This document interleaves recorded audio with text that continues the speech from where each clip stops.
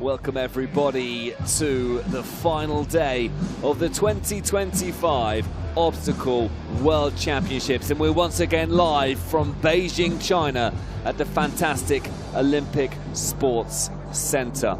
It's been a great few days of competition, and it all comes down to this: the climax of the sport being the 100-meter World Championship finals. It's fast, it's exhilarating, it's frantic. Welcome to the Obstacle World Championships 2025, brought to you by the UIPM. The weather conditions are quite cool, as they have been over the course of the last few days. It's 11 degrees Celsius with a bit of mist, adding to the ambience over this fantastic venue. The athletes are ready, everybody in the stadium is ready. Hopefully you at home are ready for the adventure that is about to begin unfolding in front of your very eyes over the next 90 minutes or so. Let's take a look at how the sport works then. Two athletes head to head against each other. The winner progresses through to the next round. Make your way through the round of 16, you're through to the quarterfinals. Then of course it's the semi-finals. The winner of the final will be crowned the world champion. There are 12 obstacles to navigate your way through. It gets a little bit simple to start with the steps, but then things get difficult very quickly. The big wheel, followed by the ascension bars, then the overwall into the rings. Then the balance beams lead directly into the climbing holds, this a very difficult part of the course to navigate through. Then you're the underwall straight into the flying hoops. The flying hoops, another tricky part of the obstacle course. Then it moves into the giant steps, the wheels, before a frantic run up the finish wall. Hit the buzzer, the timer stops, and if you're top of the pile, you are going to be crowned the world champion. If you make a mistake, you have to repeat the obstacle. If you make more than one mistake, you are eliminated from the competition. The winner qualifies through to the next stage, and of course second place. There's no prizes for second, it is the elimination. So that's where we are, folks, in regard to explaining the competition. The atmosphere is set, and let's bring in Stuart back into the conversation. Stuart Amery, it's a pleasure to have you back here, a former athlete, an expert on the sport, and I am super excited about today's event. Today is gonna be awesome, mate. Yesterday it was a new event for a lot of our competitors, which is strange at a World Championships, but this is looking good. Right, we are with the head-on camera onto the ascension bars. This is going to be fast and furious. Some of our fast competitors will make light work of that. Straight over the overwall, as if it's not even there. Going for possibly 2, 4 and number 6 on the rings. Watch out for that. Balance beam, usually quite good, quite easy. However, anything happens at a championship competition. Climbing holds, you can see them going from 1 to 1, but again, our faster ninja OCR athletes and pentathletes will try and make light work of that. Straight under the underwall, and then up on the feet into the flying hoops. The better athletes will take 1, 2, 3 touches on each of the rings, as in 1 each, and then straight out onto the giant steps. A little bit of a zigzag motion, taking as minimum steps here. This is really quick. Some of the guys, they don't even look like they're holding it when they get that momentum. Down after that, and then all the way up, and as you said, James, hitting that buzzer at the top of the flying wall. Beautifully described there, Stuart, as we have our point of view from one of the athletes who recorded that earlier. This is how the competition will take part today. We will start with the elite category, the round of 16, before moving through the competition. Then it'll be the quarterfinals, then we'll move on to the finals, and they will rifle by one by one. We'll then head over to the elite semi-finals. More finals categories to bring you, including under-19s and seniors, before we conclude the action with the women and the men's finals, where we will crown our elite world champions. A little bit of a different pace to things that were yesterday. Of course, the 400-meter. We had the 3K competition as well, which was a really good exhibition of endurance within this sport. But it's all about the 100 meters, and we're going to begin the competition with a round of 16, and it is the women's category, the elite women's, that will get us underway to start with. Our first bout that we will be bringing you live coverage of will be Jonazic versus Zhao. You can see Poland and China on the top left of your screen there, and then we will make our way through the round of 16 categories before making our way into the men's elite. But we will talk you through how this will all take place over the course of the day, myself and Stuart. And I know, Stuart, you are super pumped and excited about this one. Absolutely excited, so excited. These guys are specialists in this event.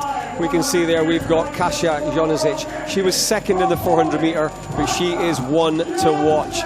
Watch her fly. She is amazing. One of our Polish athletes Kasia, coached by Demian, and yeah, she is absolutely fantastic. So Kasia makes her way out onto the start list. Alongside her is Zhao in front of her local crowd here in Beijing. Yeah, you can hear the crowd getting behind there. They obviously know her, one of our local athletes here. Not big on the scene here, but hey, you never know. Again, as we said, all it takes is 2 fails on an obstacle and then you could go straight through to the next round. Tough draw for her, though, isn't it, against one of the stars of the sport. Anything can happen, though, at World Championships level as we begin the competition. Here we go, then, the athlete straight into the steps and in through the big wheels. Then into the ascension bars, and we talk about how important upper strength is here. Kasia moving into an early lead. Over the wall and then straight into the wings. Stuart, good technique from Kasia early on. Yeah, absolutely. A textbook, look at that. Oh, I thought she was going to go for it. I thought she was going to just miss that one out. But at this stage, why risk it? Absolutely make it clear. But Kasia will show you the great techniques on the climbing holds from one to the other. You can see the lower legs, the lower body using that bit of momentum. Because the climbing holds are still, you have to gain your own momentum. 4 obstacles remaining, just taking a moment there to head into the flying hoops. Makes a throwaway through the middle hoop and into the final one. Lands it well. 3 obstacles to go. Skips over the giant steps. 2 to go. Kasia looking very, very good for the final here. It has to be said. Through the wheels. Finish wall with time to spare. Up she goes. Hits the buzzer. It is a time of 52.255 for Jonasic. And Zhao just looking to get herself home here. Into the flying hoops she goes. Good technique that there. Yeah, actually really good. Getting that lower body. See the swing here? It does take long, but it does hopefully guarantee that you are going to clear that obstacle. The crowd are getting behind her. They're cheering her on, which is absolutely brilliant. Onto the wheels now. Again, the momentum does take you through when it is the wheels as well. So, lands it. One last bit of effort up the finish wall. Oh, it takes everything when you're tired to clamber up and hits the buzzer. Magnificent effort from Zhao. Jonasic celebrating with her. Jonasic is through to the quarterfinals, a class act, and she progresses through. Congratulations to Jonasic. Yeah, she made it safe there, as you can see. A lot of time taken on the obstacles compared to what Kasia's normally used to. However, this was about conserving energy, getting through to the next round. So that is it. She is through into the quarterfinals and looking very happy about that too. Now, we have been told by some of our colleagues behind the scenes that Wenting will not be partaking in this heat. So Stanzani from Great Britain is the lone athlete in this heat, and essentially Stuart just has to make her way through the course. Yeah, this should be bread and butter for Mila. Mila is, as you can see, one of our strongest athletes. Absolutely fantastic, a legend in the UK. Does Ninja Warrior all the time, absolutely flies on it. So, yeah. Is there a challenge by being the lone athlete? Obviously, you've only got to race against yourself, but psychologically, you know, all eyes are on you. There's some different sort of emotions going on in this athlete's mind right now. 100%. I'd want to race someone. I'd definitely want to race someone. So pressure's on, but I think now she's started, she's probably going to think, right, all you got to do, girls, get to the end of each obstacle, make it safe. So Stanzani off to a solid start into the rings. We'll follow her paces at the 15-second mark now. As you can see, the 5th obstacle completed. Still has a few more to go though, doesn't she? In now to the climbing holds. Talk to us about how difficult this is, because this looks really hard. Yeah, she's brilliant. If you look at her last obstacle and this one, bent arms, that shows the strength of Mila. She is one of our powerful athletes. Look at that. Launches into the flying hoops. Brilliant technique there. 3 obstacles to go, and this is a really, really good run from Stanzani. Super quick this, by the way. She's got 2 obstacles to go up the finish wall, and this I think is going to be the fastest time of the day so far. Casual at the end. She knows she's done it. 52.93. That's solid. Yes, Mila, I love that. Yeah, a different technique what you'll see to Kasia. Kasia's very graceful. Mila is power. Look at this. This was exactly what I was wanting to highlight. The fact that she keeps the rings still doesn't use the momentum, doesn't want to swing back and forward. She keeps her arms bent. You can see it on the climbing walls as well. To hold your body position with your arms bent is very tough. And there you go, one tough competitor in Mila Stanzani. Just a note on the aesthetics as well. I love the different coloured socks because it allows you to follow the footsteps a little bit closer, doesn't it? So here we go. We have a champion already here at the 2025 World Championships. Weberly from the United States of America is an absolute superstar. She was, of course, as Stuart will now tell you, the world champion yesterday in 400 metres. Yeah, she was fantastic on that. Clear lead on this one. So Tiana is also one of our favourites. She was in the top 4 in the recent Spartan World Championships in Havar. And yeah, a fantastic athlete. Well, up against, as Stuart there says, Mukadezi versus Weberly. And you feel Weberly's the favourite here, but let's see what happens. Into the big wheel they go. Steps, goes quite nicely into the big wheel, doesn't it? It's a good momentum. And that ascension bars, it's quite nice to have that early on, isn't it? Because it really takes a lot out of the upper body strength, so you kind of don't want to be too tired for the ascension bar, so useful for that to be earlier on. Yeah, definitely. You want to get it done, and again, get it done quickly. Probably use as less bars as possible. Same with the climbing holds. Tiana being very safe, like Kasia earlier.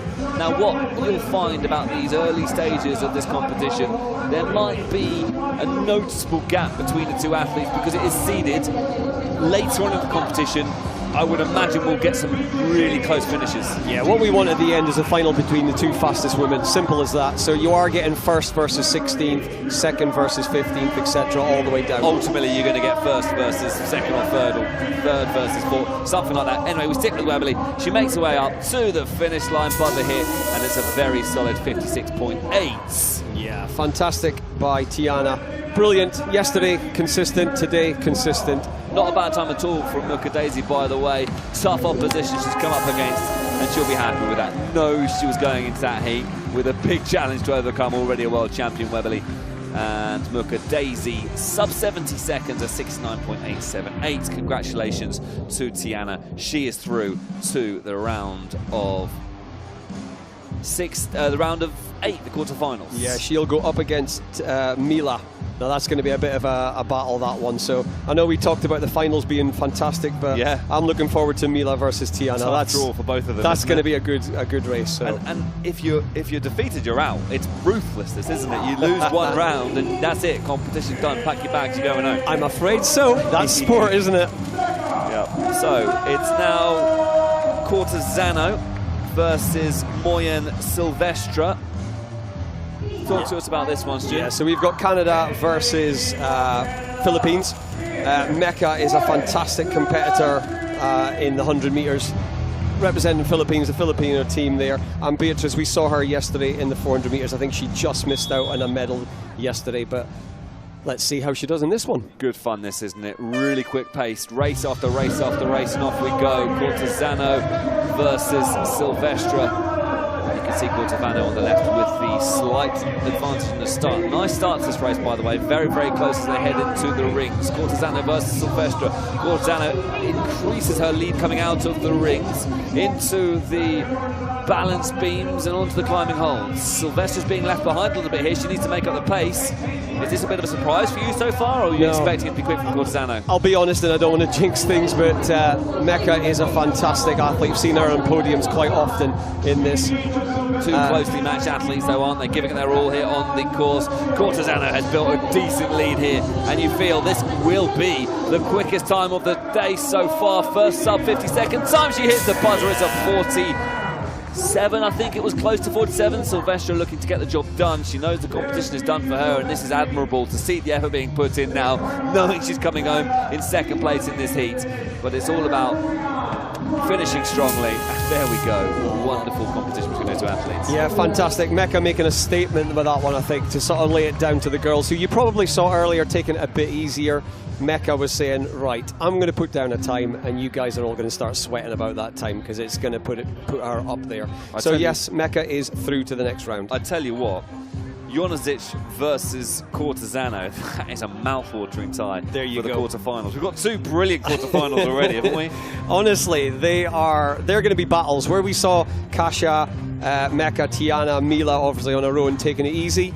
That next level, which is after the men's one, isn't it? So it's not long until we will see those battles. So stay tuned for some epic fights in the quarterfinals. Things move on quickly in this sport, don't they? We move on to our next battle. It is Kulig versus Kabuya up next to it. A brilliant battle once again on the cards for us here. Yeah, definitely. Kulig is a fantastic athlete, but on form, Precious Kabuya from the Philippines.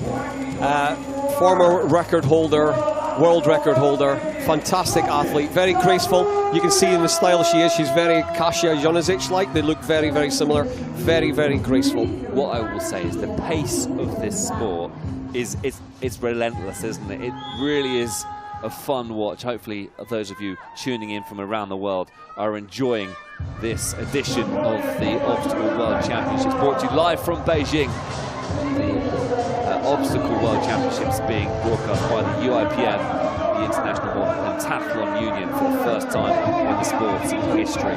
So Kulig versus Kabuya. Kulig on the outside, Kabuya closest to you. Pretty close start this by both the athletes. Kulig though moves into a narrow start. Yeah, lead. Kulig is doing actually well. Let's go. However, Precious on the obstacles now, catching it up. Kulig going for that little technique to try and skip some. However, this is going to be our closest race so far. Yeah, it certainly is, isn't it? Kabuya now catches up as they move into the next part of the competition. The flying hoop's always difficult.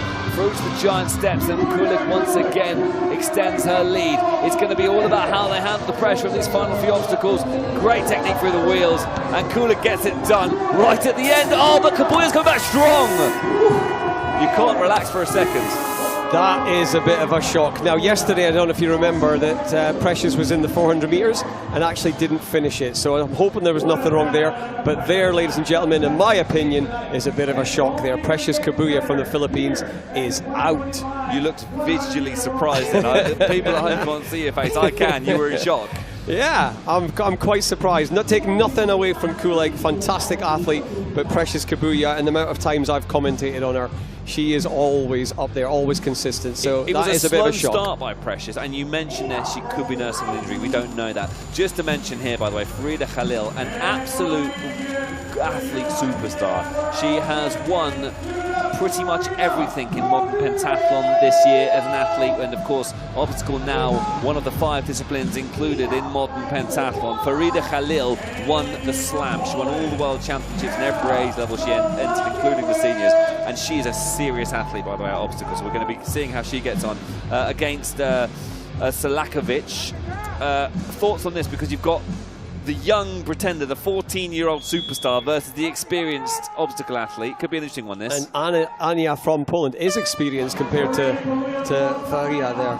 Listen, Farida is an athlete who holds her own. Oh, she's succumbed to the pressure there. That's the first mistake we've seen for a while. So Farida Khalil is up against it now. Really, she is, yeah. So the experience of Anya here will now take it into there nice and steady, see how she gets on. The pressure is on Farida to try and claw this back, but my honest opinion was Farida was a favourite for a medal here.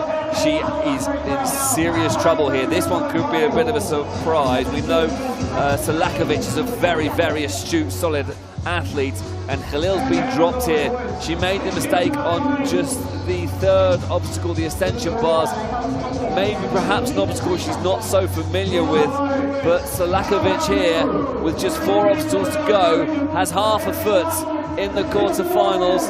Selakovic just making her way now through the wheels. 1 obstacle to go, the finish wall, and Selakovic is putting that last bit of strength in. Hits the buzzer, she's through to the quarterfinals. Farida Khalil, listen, she'll bounce back strong. She's won so much this year and has such a bright future ahead of her.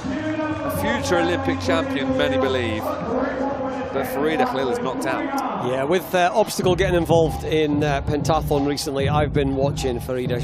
A fantastic competitor. No doubt she'll bounce back. However, I can reveal that Anya is the 2025 gold medal world champion in the Masters category. So it really was junior versus senior there.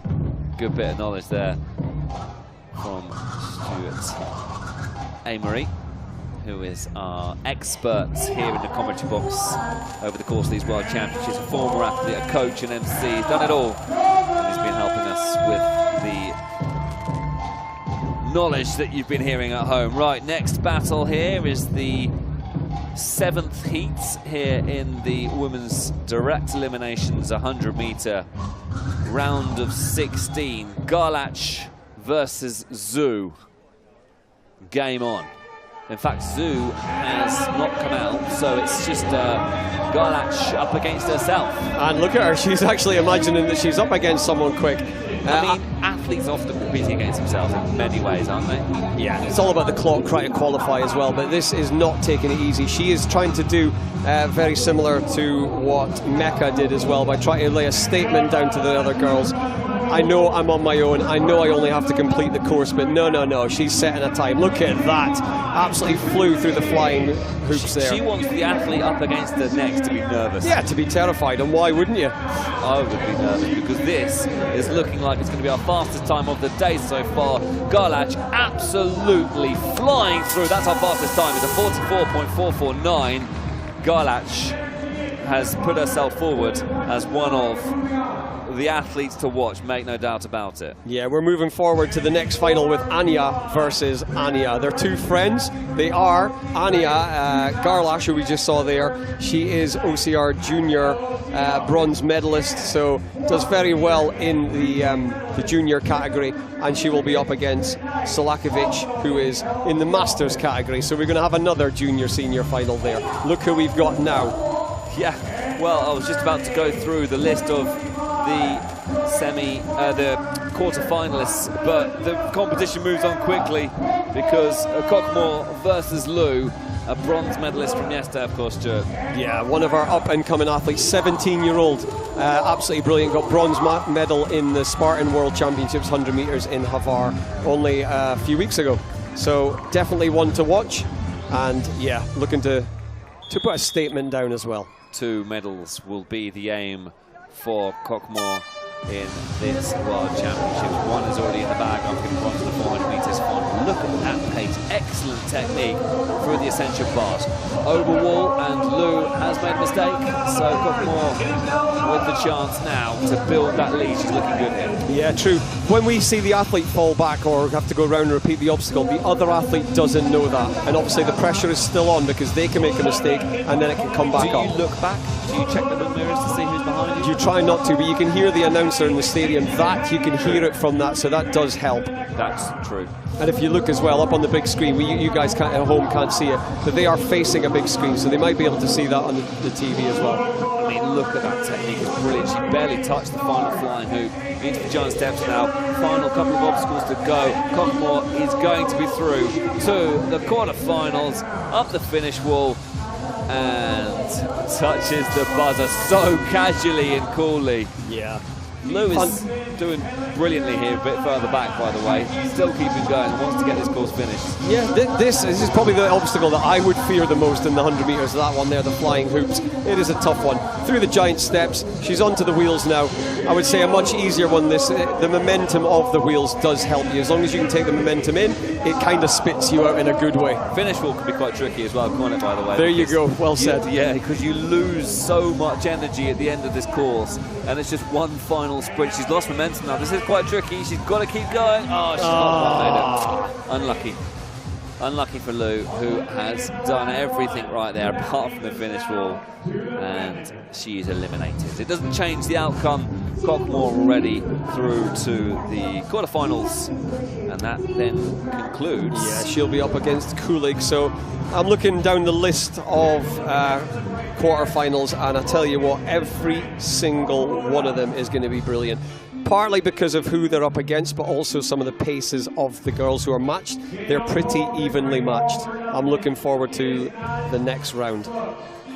So that concludes the direct eliminations 100-meter elite round of 16. And there you can see the times. Garlash was confirmed as the fastest overall. Doesn't make a difference to the competition, this, by the way, but it is interesting to see, isn't it, who has really given it full energy.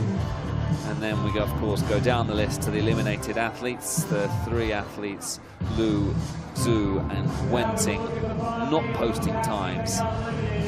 Yeah, unlike when you have this element in pentathlon, it's all about a time. This is all about getting through to the next round. It is an elimination round. As you can see, we've eliminated 8 girls there. I do like this format as well, by the way. Yeah, it's exciting right to the end. It is.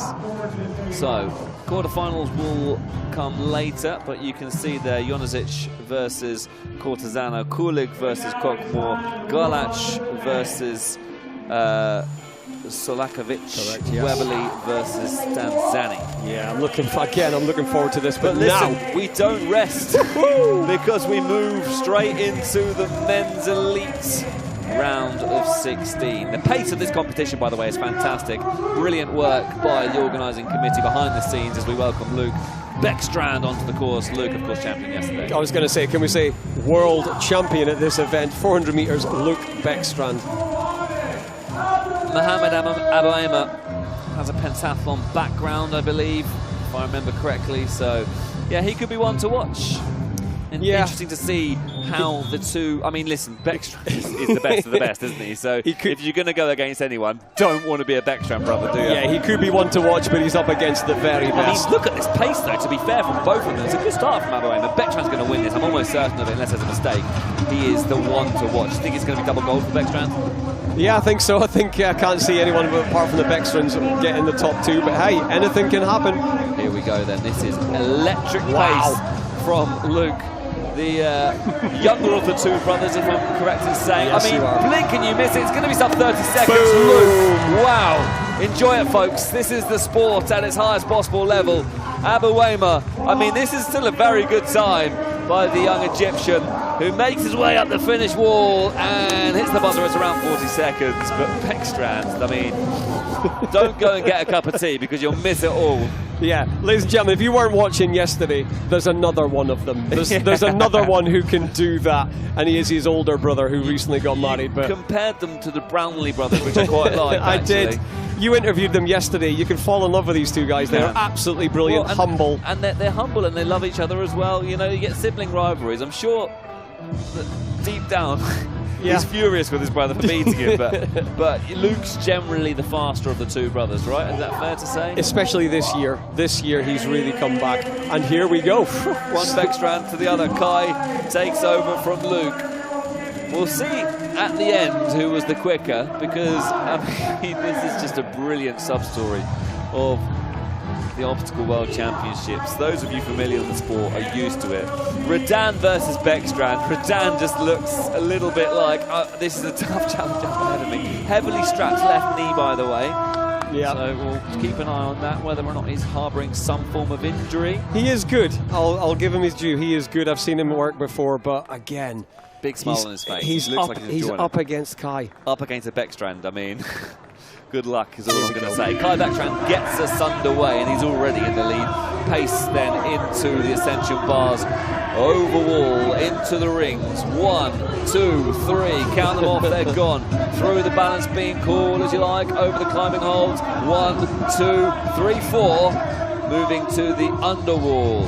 Flying hoops. He literally flies straight through them. Giant steps, skips past them. Wheels into the finish wall. He'll have his brother's time in his mind. It's another sub 30 second. Kai Beckstrand with a 29.437. Redan with a 34.5. Unlucky. I mean, listen, he's given it everything there. Yeah, it's almost unfair. He probably saw that draw and thought, right, I'm just hoping Kai makes a mistake because... Do they make mistakes, the Beckstrand brothers? I've never seen it. Yeah. I'll tell you what, if they make a mistake, they usually come back and still end up winning their heat. Basically, they're unstoppable. But yeah, they are fantastic. And ladies and gentlemen, if you didn't hear the interviews yesterday, wait until hopefully we get to that stage. And by the way that they are seeded, if, and it's a big if they win all of their heats, they will be facing each other in the final. That would be fun, wouldn't it? But listen, we hope the best of luck for all athletes. Of course. And who knows what's going to happen over the course of this competition. There's still a lot that can happen and a lot that can change. We move on then up to Shen versus Okamoto. Shen was 7th overall in terms of qualifications. Okamoto was 10th. Correct, yes. So yeah, this will be an interesting battle. I think these guys are evenly paired up. So yeah, should be a good fight between the two, and hopefully we'll see two people going up the big wall neck and neck. We're looking around the 30+ second marks for these heats, aren't we, sir? Definitely. Here we go then, heat 3 of the top 16 men of this competition. Good pace through the ascension bars into the overall, and they're absolutely neck and neck. Into the rings, we count them again. 1, 2, 3. Oh, just 2 actually there. Brilliant, brilliant pace from Shen. Okamoto coming back strong. There's not much in it between these two athletes now, and Okamoto takes the race lead. Under he goes and into the flying hoops, and this is a really tight battle. Shen moves back into the lead, into the giant steps, and he's taken a giant leap forward to the quarterfinals. Into those wheels, it's going to be close to the finish. Up the finish line, the crowd is going wild, the buzzers hits! Shen does it by a second. That was brilliant. We did sort of predict they were roughly evenly matched on this one. And yeah, that is what it gives you on this event. Do you know when you what get Shen's two people, prize is? A battle against Beckstrand. But I tell you what, he's enjoyed that. That film, he will have that. He can put it on his Instagram, his YouTube. He can show everyone how well he did. And this move here was absolutely fantastic by Shen. Look at him flying ahead. What I love to see, by the way, is the smile on both their faces. They're just loving every second out here. And that's what sport's about. Listen, everyone wants to win. If you don't win, smile and enjoy yourself. If you don't win, entertain the crowd. I don't know if you guys could hear at home, but we could definitely hear them. They were loving that one. Absolutely loving it. Right, we move on now. Shen gets through to Beckstrand, and next up now it is Ganachies versus Flores in our 4th heat. Yeah, here they go. Again, I'm saying this is going to be quite evenly matched as well. As we said, ranked-wise, these are 9, 8 and 9. So times very similar. And this is where the excitement happens when we get this. And these guys are hoping for round about that low 30 seconds. Listen, you have the likes of the Beckstrand brothers who set a time of 28, 29 seconds. It's exciting to watch. But equally, two athletes competing neck and neck, doing 40 seconds is still as exciting to watch as the pace there from Ganachies. Oh, a little stumble coming out of the ascension bars over and into the rings. He's coming through the rings, lands it. And, oh, it's a good landing there from Flores. Impressed by what you've seen so far? Yeah, you can tell these guys are ninjas. Look at the way they're making the obstacles look like they're not even in the way. These guys are fantastic. Our Filipino and our Guam athletes here. Look at the technique. Yeah, great overtake there. One obstacle. Flores moves past the latter stages of this competition. It's not over till it's over. Wheels up the finish wall. It's going to be Flores who wins it. Brilliant stuff. A 38.1. And Ganachies just a second and a half off and coming unstuck in the flying hoops and the wheels. That area is where he sort of lost a bit of time, I think, sir. Yeah, again, we've seen that move, that flying hoops. A lot of people using different techniques and seeming to overtake them. On the rings there, same as well. Rai Flores there using his lower body to try and propel him forward. Look at that. I mean, that is flying. That's flying without wings, if I want to coin that phrase. Flying hoops is the most appropriately named obstacle, I think, it's isn't it? So good. It is flying. If you do it any other way, you ain't going to get through to the next round. You have to fly on that obstacle. There are, of course, other obstacles in different competitions that are chosen. But we move on quickly. Matthews versus Buchholz. Matthews, an athlete you know well. Yeah, I know Tommy very well, and he is up against the German Spider-Man nicknamed Ben Buchholz. So yeah, looking really good here.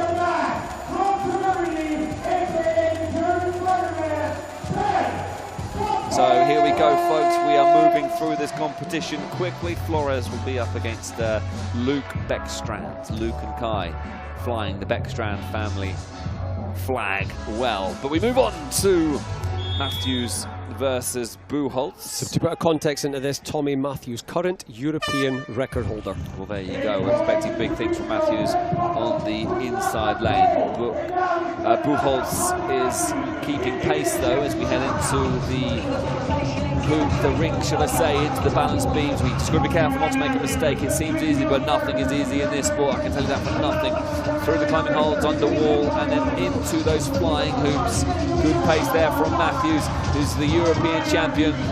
Into the giant steps, wheels now, keeping that pace and momentum going. Flies up the finish halls. Matthews is comfortably the winner.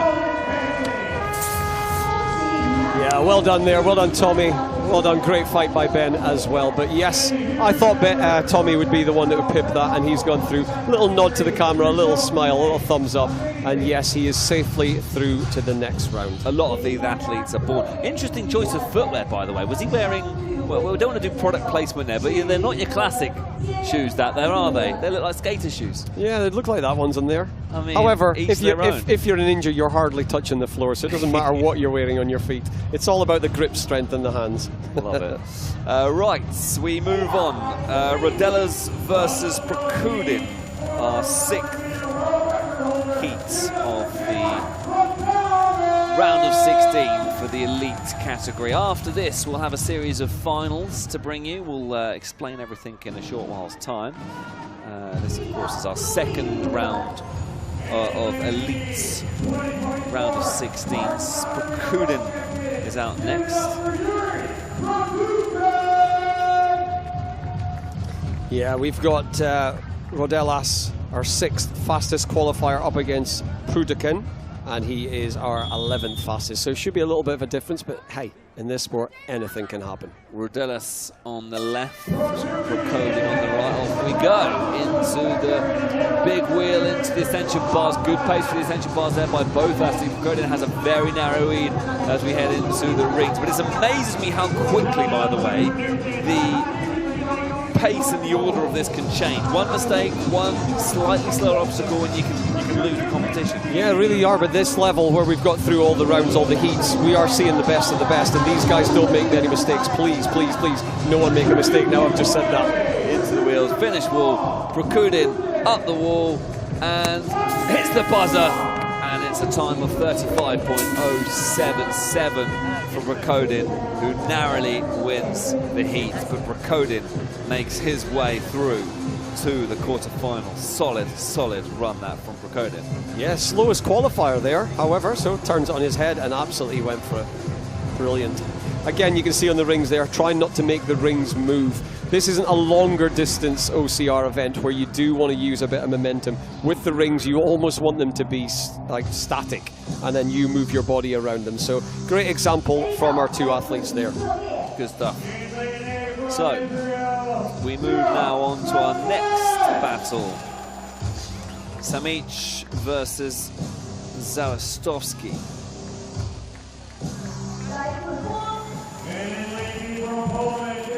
Just need a moment to breathe. The pace of the sport is unbelievable. Yeah, you can't see behind the scenes, but we're scribbling down names and making sure we do not miss anything. And then as soon as you're looking up, you're like, oh, halfway through the next race.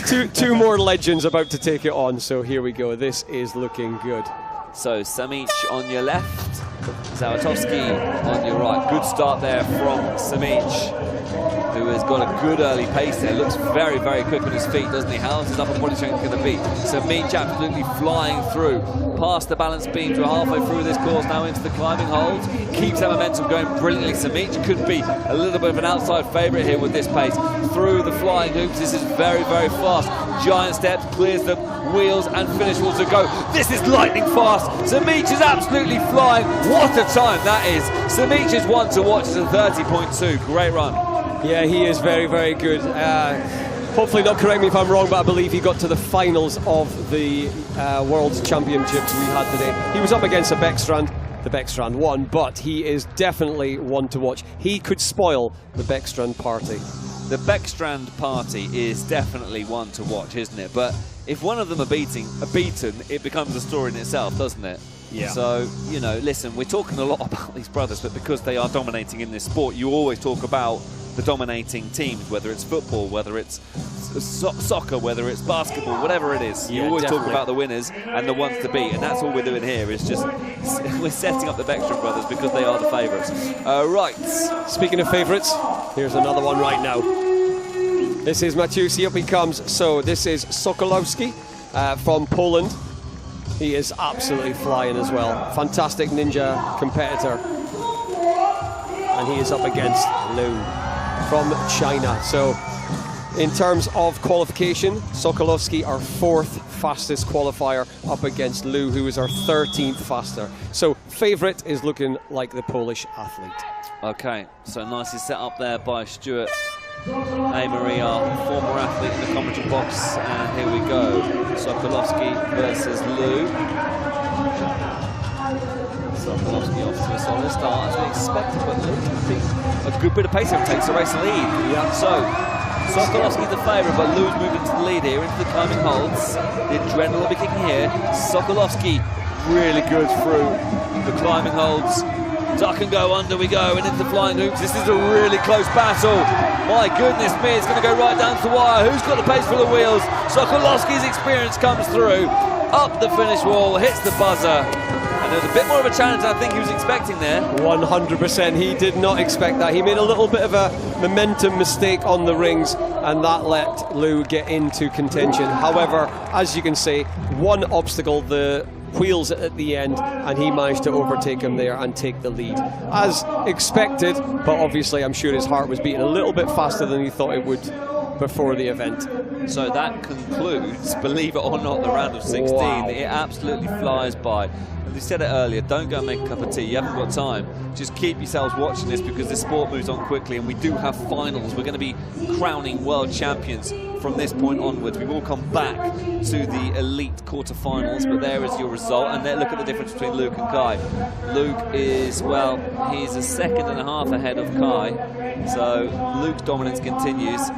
Samich, no surprise there to see him in 3rd place. And interestingly, not one elimination from the elite men's category. So no, these are the best of the best ninjas that we've got around. Ninja Warrior, you've seen it on television. These guys that do this day in, day out. Some of them are professional athletes, and this is their bread and butter. There you can see confirmation. Backstrand, Flores, Matthews, Sokolovsky, Samich, Prokudin, Shen and Beckstrand will be in quarterfinals. And I've got a little bit ahead of myself. I was promising a final up next, but of course next it is the quarterfinals for the women's elite. So we'll come back to the men's elite quarterfinals after this, but the competition progresses, and you'll remember the superstars from the round of 16. That there is your round, or your quarterfinals, and it is Jonazic and Cortezano who will be our first athletes competing in the first heats.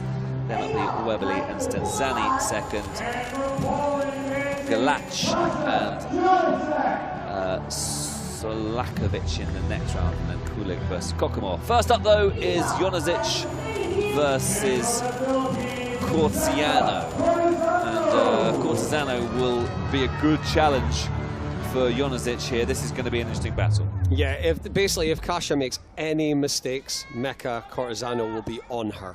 However, she is one of the pre-course favourites, Kasia, competition course world record holder. Interestingly set up. Here we go then. Jonazic is the favourites, but Cortezano will fancy herself here if there are mistakes. But she's kept pace so far, and actually arguably had a bit of an edge of a lead heading into the rings, but she's not going to worry too much about that, because Jonazic, well, it's close this. There's nothing in it at the moment. No, there's nothing in it, but there is a slight lead, and Kasia has kept that under control. Keeping consistent, she is a consistent athlete.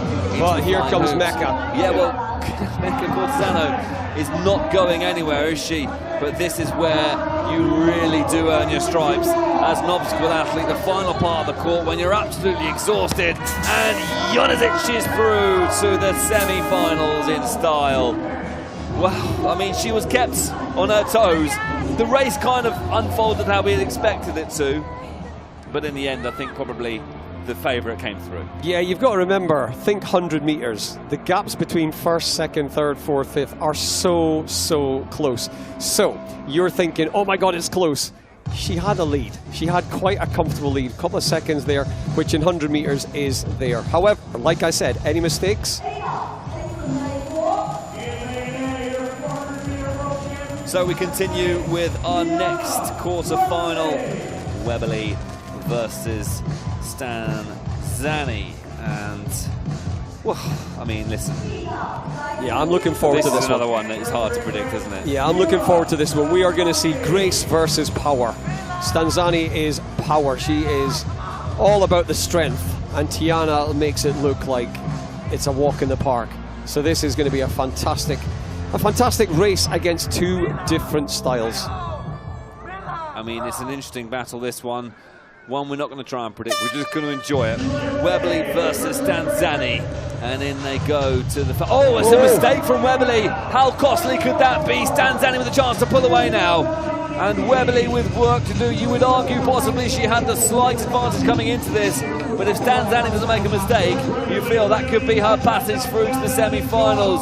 Early mistake from Webley, and just like that, your competition can come unstuck. It's a brutal sport, this, isn't it? It is brutal, but that's what I said. It's the same as we said about Kasia. Any mistakes and the other person can take over, especially if you're as consistent as Mila Stanzani there. And she is an absolute powerhouse. Stanzani looks focused now, by the way. She will probably be aware that Webley has made the mistake, and Stanzani has been so consistent here. A moment just to take it in, up the finish wall, lose a little bit of time there, hits the finish wall. Yeah. And Stanzani with a grimace at the end there, but she's done it. She's through to the semi-finals. Is she okay? She looked in pain there, by the way. Who's that, Stanzani? Yeah. No, that growl was disappointment that she nearly went down the wall the wrong way. She would have been disappointed with herself.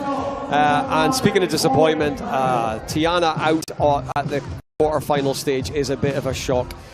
Gold medalist from yesterday, she's current world champion in the 400 meters. You can't win them all, can you? You cannot win them all, but yeah. She'll be disappointed. You could see as soon as she left there, that target, the platform, as soon as she put her hands up, she looked down, which she knew, I've missed it, I haven't got it, before her hands even went there. You read that grimace well. You're very good at reading athletes. That's why we pay you the big bucks. Stuart Amory, coach, I hope so. Former athlete, commentator.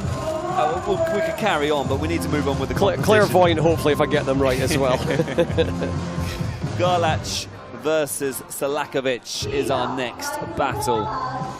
Look at the smile. Yeah, this is the Anya final, the Anya race. The battle of the Anyas. Yeah.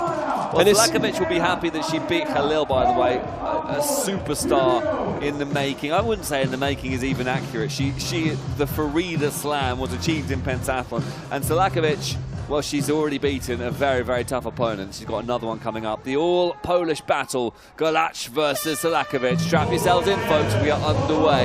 Garlach furthest, Selakovic closest. And here we go. Yeah, as we said earlier, this is junior versus senior. These guys have got podium medals in the junior category in terms of Garlach and Selakovic in the masters category. So let's see how it works. We had the master beat the junior earlier.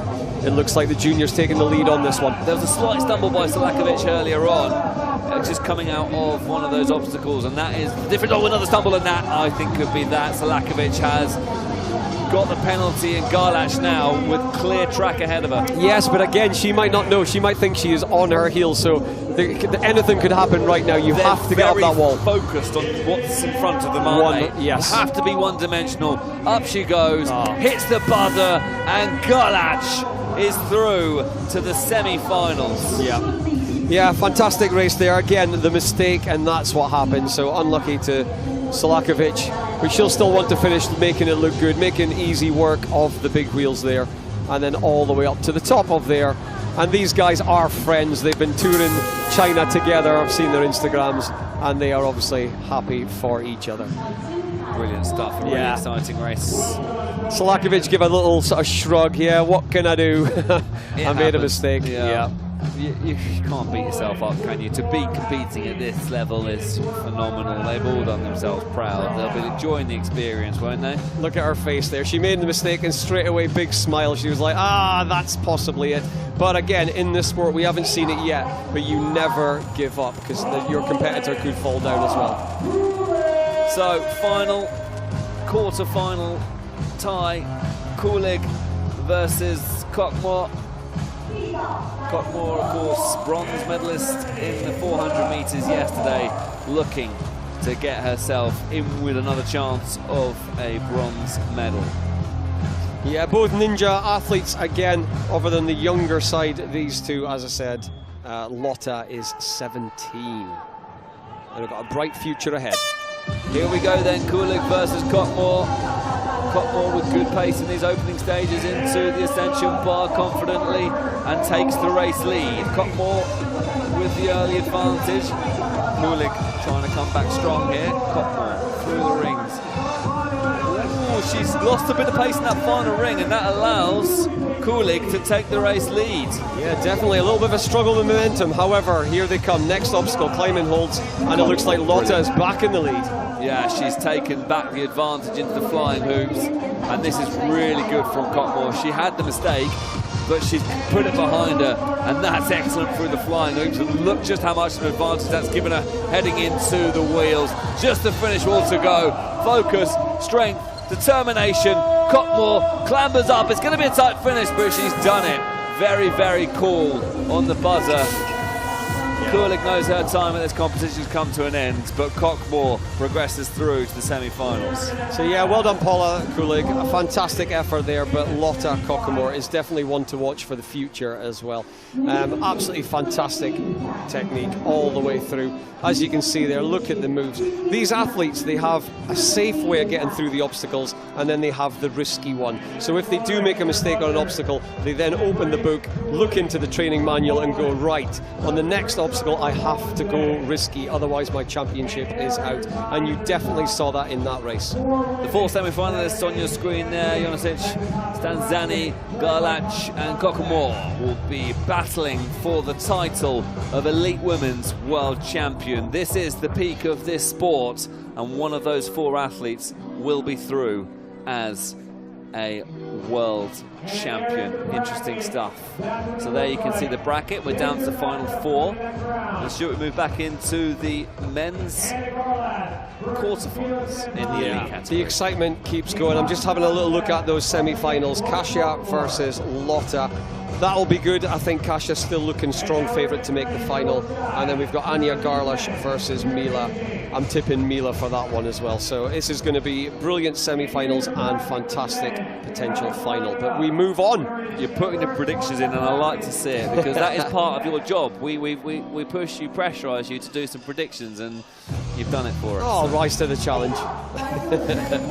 Who's this then? Oh, it's my favourite. I think I'm sounding like Bruce Forsyth. They're all my favourites. They're all my favourites. But you're like the daddy of the group. Do you know what? I do feel like an old uncle with these guys. They are absolutely brilliant. The loveliest athletes. All humble. There's no egos in this one. I'm going to ask you a question, and we're not going to have long to answer it because it flies past so far. What can Flores do to get past Luke Beckstrand? Just his best, and like I said about the training manual, he needs to go risk after risk after risk to keep with Luke Beckstrand. However, Luke Beckstrand is all about the calmest risks possible. He is experienced at that young age and is going to take some stopping. No surprise to see Luke moving into an early head start. Into the rings he goes, and I mean this is looking ominous for Flora so already, isn't it? Into the gliding holds, under wall, flying hoops. I mean this is going to be even faster, you feel, than his previous round. Oh, it's just too easy. Luke Beckstrand. I mean, Flores is no slouch. Flores is absolutely no slouch, and he's just left him for absolute dead. Well done to Guam's Rowan Flores there. But yes, I'm afraid you were up against Luke Beckstrand. You run out of superlatives, don't you, to describe these athletes at some points? I mean, look at the rings. The idea is to keep the rings as still as possible. They hardly moved. This, he goes from 2 to 3, misses out number 1 and 4. It's art. It is, it's just beautiful. You could write songs about it. You could definitely write poetry. And again, ladies and gentlemen, if you didn't hear him yesterday, you wait to hear how nice he is. It's annoying how nice he is. It's just some people just have it all, don't they? Ah, you missed that. I saw it. Yeah. Brilliant. Shen, I mean, these athletes can pretty much just perform Guy Beckstrand. Yeah. Strong boy, by the way, showing us his guns. I'm not going to do a backflip. I'm just going to show you my guns, and then basically you'll see what I can do. But this is going to be a great battle. But Kai is one of our favourites. Just as a little moment of thought here, does that backflip from Shen take away 1% energy? Nah. No? It was showing how explosive he is. Brilliant, I love that. Shen versus Beckstrand. And Shen's got off to a good lead here, but Beckstrand makes up for it. It would be a huge shock if it's not an all-Beckstrand final. We've established that early on. Kai Beckstrand moved into the lead, into the climbing holds. Step by step he goes, under, through to the next obstacle, which is the flying hoops, where he will quite literally fly through into the giant steps. Finally the wheels, the finish wall awaits, and it is another Beckstrand masterclass. Yeah, definitely. A sub-30 again, however, his little brother has basically shown and said, come on, big bro, let's keep with me. So, it is Kai and Luke, unsurprisingly, through to the semi-finals. I mean, that's a shot. Doing a backflip with fireworks right next to you. That's going to be on his Instagram. But yes, Kai recently married to Lexi Beckstrand, so I hope you're watching Mrs. Beckstrand, and I hope you're proud of your boy there. He absolutely flew, and he will be heading through to the next round. And yeah, is it hard to say we're not going to get a Beckstrand final? There's one man who can stop that. And he's right in front of you there. Samich is looking like he is in good form. He's got to get past Prokudin, who he's up against now, but Samich was the third fastest athlete, and I just feel that Luke and Kai are just so regimented, it's just so automatic for them. It's muscle memory as much as it is thought, isn't it? It's no mistakes. It's just doing it absolutely perfect and as efficiently as possible. Samich versus Prokudin. Here we go. Samich on the outside lane, Prokudin closest to us. Into the ascension bars they go. Solid start this for Prokudin. Samich with a little bit of comeback to do. Great pace there through the ring. Over the balance beams cautiously and into the climbing holds. They go under, and Samich moves into the lead, into the flying hoops. This is where the really good athletes make their way through. Prokudin makes his way back into the lead temporarily, but Samich back in the lead again, and there's a mistake for Prokudin. Samich up the finish wall. It's going to be another solid sub 30 seconds. Prokudin just went a little bit too strong there, knew he had to bring his best game to the party. 100%, that's what I said. He went for the risks. He opened the rule books and went, right, if I've got to beat Samich, I have to go for it. He took the risk. Unfortunately, it didn't pay off. But I tell you what, I was surprised he was that close at that point as well. So absolutely fantastic race there. The risk was tried, but unfortunately for Prokudin, it failed. Brilliant race, brilliant competition. What I'm loving about Samich is you watch him here, he's almost horizontal. Horizontal means momentum, forward momentum. As much as he can get up there, he can almost kick his legs forward to fly through the air even better. Final quarter-final tie now is Matthews versus Sokolovsky. How impressed have you been by the standard so far today? Absolutely faultless. And what I love again, when any of our athletes are up against the favourite, they have went for the risks. They've not just went, oh, I've lost it, there's no chance of me getting through to the final. They've actually gone for it, and I'm very proud of Prokudin there for trying it. He tried the risk, it didn't pay off, but in another race, that risk, as we've seen with other people catching, that could be it. This is a tough one to predict. Matthews versus Sokolovsky. That middle section of the course is so important to keep the pace through. Yeah, it is a tough one to predict, and I tell you what, I'm not going to. I don't want to jinx it. This is going to be a great race. No, these guys, they've trained together, they race together whenever there's any major competitions. Matthews moved into an early lead there into the climbing holds, keeps that momentum through, then to the under, into the flying hoops. How's that pace from Sokolovsky, who makes his way back into things. Matthews still maintaining that lead. Into the wheels he goes. Finish wall. Matthews looks like he's done it, and he does. It's a 31.187, and Matthews is through to the semi-finals. Yeah, I'm almost in tears because I know how much it means to Tommy. Look at him. He's going, exactly. That's why I didn't want to jinx it, because this means the world to Tommy. He is a lovely, lovely guy. Can he do anything against Luke Beckstrand? I mean, of course he can, but do we need a Luke Beckstrand mistake? He's going to try. If you look at Tommy, he is consistent. Can I just say something to the audience? Don't. Watching back home, Stuart Amory has tears in his eyes. They're a little bit wet. I think it's someone cutting onions in our room here. I can't smell them. Yeah, okay, it's just me then. But yeah, I know what it meant to Tommy to get through to that level. Brilliant. Mate, it's good to see you welling up. Your passion for the sport comes through. I'm gonna stitch you up in a bit as well. We love it. Look at Tommy Matthews on his knees. There'll be people back in the UK, I know, over the moon for him as he goes through to the next round. And look at those times as well. Some really, really close times. Just 5 seconds separates the top 4. Beckstrand, Samich and Matthews are your final 4 in the elite men's categories. Right, we promised you some finals, and I do promise you that our first one of the day is coming up next. It is Beggio versus Chow, as we just take a quick look once again at the brackets for the men's elite category. We're through to the semi-finals, but as promised, we did say we're going to have some finals coming up. We're going to award some medals. We're going to crown some world champions. Oh yes, I'm looking forward to that. I'm just looking at those 2 semi-finals there, and yeah, absolutely brilliant semi-finals, and I'm looking forward to that. Right, let's head into some actual finals now. Yeah, we're going to crown champions. The winner of this next race will be a world champion. No pressure. Beggio versus Chow, Italy and Philippines. And these athletes have had to make their way into this competition with some style. And here we go, the under-17 100-meter women's final to crown world champions.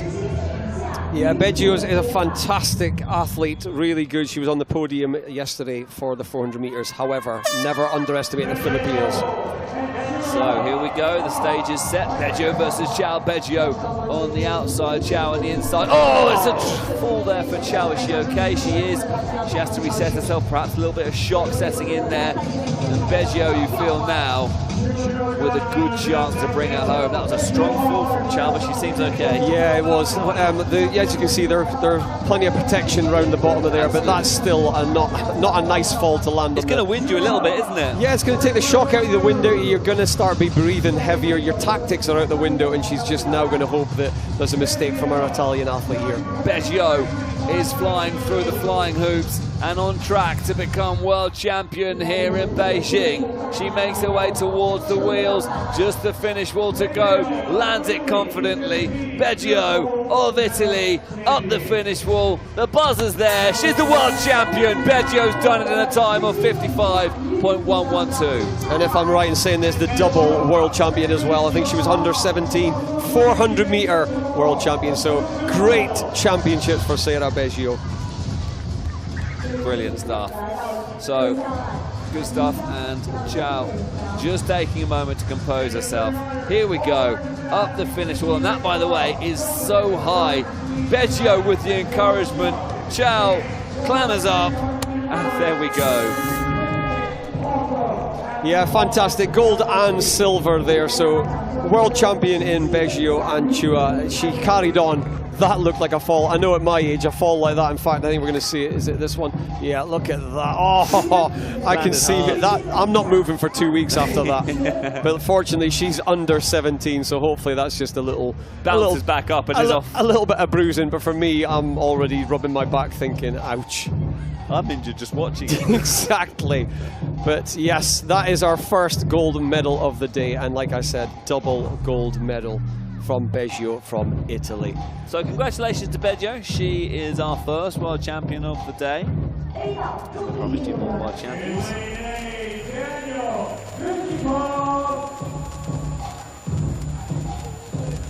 So yeah, we're moving on to our next final now. We have got the under 17 men's, and we have Vichikov versus Rolia.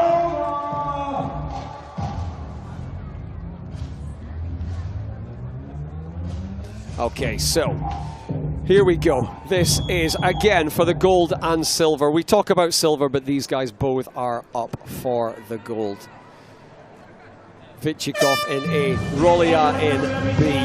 So here we go, across the first obstacle, absolutely flying onto the big wheels, over the overwall, neck and neck, absolutely looking brilliant as they go through the rings. A little bit slower for Rolia there, but Vichikov absolutely flying onto the climbing holds, and down he goes.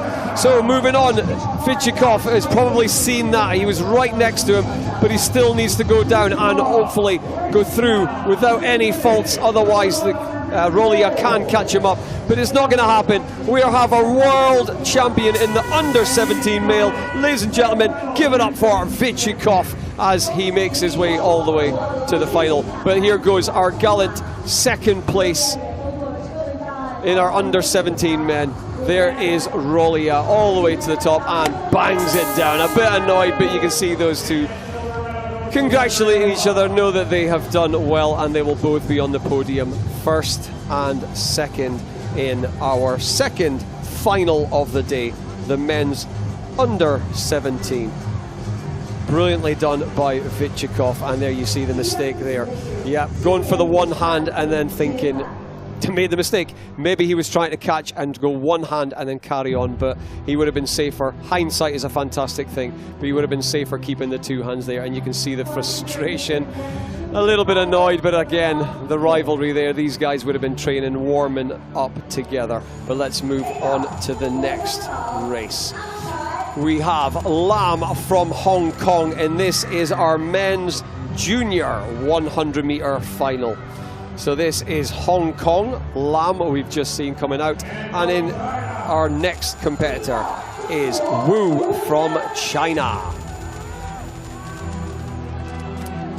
So again, they've been doing the warm-ups through the back, outside the stadium, probably eyeing each other up and checking out their techniques and see how they get on. But this is our next final, moving on to the 100 meter men junior final. So here we go, Lam versus Wu. Hong Kong versus China, and there's the mistake. And just like that, dreams can come unfolded, and athletes have to remain focused the whole way through. But still, there is plenty of this race to go. So Lam with the advantage at the moment. Wu coming back strong though. This is of course the 100 meter junior final, and this has been great resilience actually from Wu, who is closing that gap, loses a little bit of time there coming through the climbing holes. Yeah, again, it closes the gap, but we've still got a gap in a 100 meter competition, and that can mean, there we go. A mistake there from Wu, which means your world champion in the 100 meter junior category from Hong Kong is Lam. He's done it. Wu making sure he finishes strongly here. Really perseverant performance that from Wu in front of his home crowd. And he hits the buzzer. And it's still a silver medal at World Championship level. I mean, yeah, it's you'd be fine with it, wouldn't you? It's one of these annoying things. A silver medal is a loser's medal for these guys. They had the chance of the gold. The first one was a mistake. The second one, he was trying to catch up, and it just didn't happen. I think you saw him there on that mistake. He caught his fingers on the bar that he didn't want to actually touch. And in this one, he was looking ahead at his competitor. As soon as you take your eyes off of the obstacle, the chances are you're probably going to go down. Are we still dabbing? I think we're still dabbing. We're still dabbing. That's still a thing. I mean, if the world champion is dabbing, we're still dabbing. It's back. So we move into the 100 meter men's masters final, our 8th category of the day. Shimoshenko versus Podgorski. Yeah, this is going to be a good battle between these two. This, as James said, the men's masters final. There are power in our Timoshenko, and Podgorski as well here is going to be strong as well. So a good little battle for our men masters final. Here we go then. These athletes have had to come through quarterfinals, semi-finals and finals to be here today in this final here in the misty, tense atmosphere in Beijing. Here we go then. Shimoshenko and Podgorski battling away. Yeah, these guys had an epic battle in the 400 meters earlier as well. Mistake from Shimoshenko. Has the advantage to Podgorski, but Shimoshenko comes back strong. Good reaction from falling behind there. Podgorski now just slowly going about his business. This is exactly what happened yesterday on the 400 meters. Timoshenko was in the lead, made a mistake, and then Podgorski was fine. But however, they're back neck and neck. Absolutely neck and neck, aren't they, Stu? Into the flying hoops they go. Very, very little here now. The pressure will be on both their minds. Pogorski allows himself a quick look to the left to see Shimoshenica moving into the advantage. They both make a mistake, which means they both have to come round. Oh, bit of a mistake there from Pogorski. Oh my goodness me, he's got himself in a bit of a flat there, which has allowed Shimoshenica to move up to the finish wall. Pogorski finishes strong. Oh, what a battle that was. World champion Shimoshenica. Pogorski taking home silver. That was just exhilarating. That was kind of like a repeat of the 400 metres. There was mistakes involved in it. There are athletes there. When they make a mistake, they've got to go round the end stanchion. So there was a bit of a, I've got to go back, and then they realise that they've got to go round the stanchion. That's the rules. So yeah, to be fair, they had to follow that protocol. And look, they both, he's like, I'm giving up. But then he's realised, look, see, he's got to go round. He didn't realise. He didn't, but you never get, I mean, he'll be frustrated with himself later watching that back, won't he? Yeah, the phrase never give up. He gave up. To use a football term, play to the whistle. Yeah, exactly. That's basically what didn't happen there. Do we have whistles? Somewhere there'll be whistles. I'm sure there's always a whistle somewhere in sport, isn't there? Yeah, of course. Someone was whistling, but yes, never give up, children. I think his coach was probably whistling from the sidelines. Yeah, definitely. I think we're back to semi-finals now. We are. It is the elite women's semi-finals now. Oh, me. Right. Stuart's finally stopped crying. The emotions are there for everyone involved in this sport, by the way, folks. This sport is not just a one-time thing. It travels the world throughout the course of the year. As we welcome our semi-finalists, our first semi-final in the women's 100-metre elite, the pinnacle of this sport. Jonasic versus Cortesano. Cortesano coming through against Mojensilvic. Now we've got Lotta there, Lotta Kokomor. Lotta Kokomor versus Jonasic. Yep, sorry, a little mistake there. Kokomor versus Jonasic. Off we go. So, neck and neck. And it's a very, very tight start, as we'd expect in the semi-final of an elite women's competition.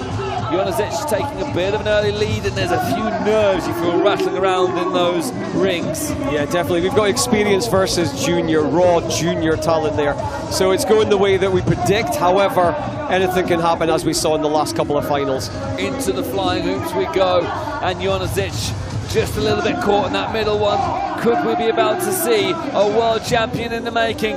Jonasic is nearly there. She's going to get through to the final as things stand. Up the finish wall, and the buzzer's inside, and Jonasic is through to the final. Just one victory away from the gold. Jonasic does it. Yeah, definitely. Kasia, competition course world record holder, as expected, against third place in the Spartan World Championships there. I asked Lotta yesterday who she predicts to be one of the podium athletes, and she did. All she said was, I hope it will be me. 17-year-old and confidence like that. And she found herself up against one of the favourites here. You've got to back yourself, haven't you? Oh, these athletes are so confident. Like the 100-metre sprinters that you see in the Olympics and the World Championships. Confidence comes flying through. And look at the confidence of Anja Garlash doing a little dance as well. She's loving it. Listen, there's rhythm. There's rhythm to this sport, isn't there? And that rhythm begins from before the race starts. Yeah, Anya's got rhythm. And again, Mila Stanzani, as you can see, she has got strength. So we are going to watch right now grace versus brute strength, and obviously fantastic techniques from both of the girls. I love the way you've set that up, the way grace versus brute strength. Two different styles, two incredible athletes. It is Garlash versus Stanzani for a place in the final. Away we go. Garlash on the outside, Stanzani closest to the camera. Into the ascension bars they go. Difference in styles, but very, very close in terms of how they've started this battle. A battle of titans. Good technique from Stanzani. You can see that upper body strength advantageous in the rings. Over the balance beams, and Garlash with the lead into the climbing holds. Underwall now into the flying hoops, and you maybe feel Stanzani could come back strong here. She slips. Well, that could be that then for Stanzani. Garlach has been very, very consistent as she makes her way through the wheels and up the finish wall. And Garlach has booked her place in the elite women's final. And that was a battle of perseverance from Stanzani, and it just came unstuck at the end. Yeah, it did. A bit of a surprise on that one. Garlach was consistent, and I thought if Mila just does what she did in the previous round against Tiana, she would probably go through to the final. However, she made that mistake. I'd like to see it again if the focus was taken off the obstacle. As soon as you take your eyes up, you can see perfect Anya staring at the obstacles. Well, we did feel that this was Stanzani's chance. She just, it's just, you can see that right hand loses grip. We'll see in this brilliant slow-mo here. Look, right hand, fingertips. Fingers. And you can see literally her chance of becoming world champion is slipping out of her fingers. It's literally, you could see she got her two middle fingers. If those other fingers in there, I would have said that was a place in the final. Finger? Yeah, I would go for 3. I think there was a place in the final for there. One finger, the difference between a place in the final. That is it. That is how defeat in the semi-final. That is how close it is, and that is how amazing this sport is.